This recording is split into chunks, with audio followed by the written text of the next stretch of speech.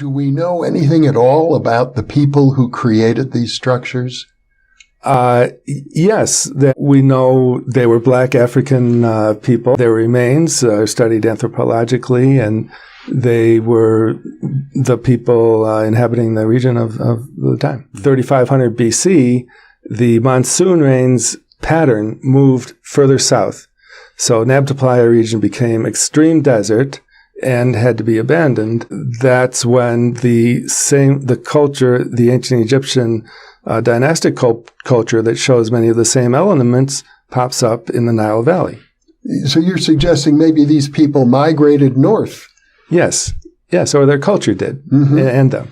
Mm-hmm. Yeah, when you visit Egypt, especially around the Aswan in the southern part of the Nile, you see mostly black people. Yes.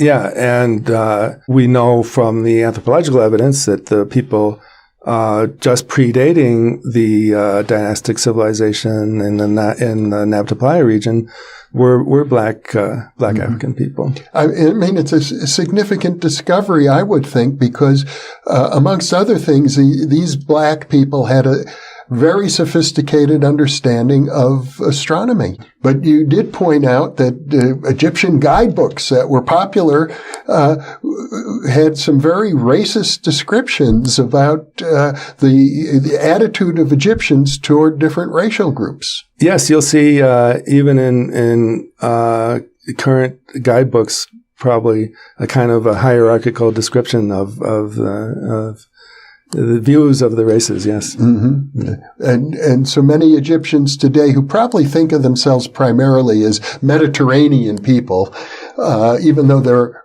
on the African continent, look down at the idea that a very powerful ancient culture might have emerged out of Black Africa.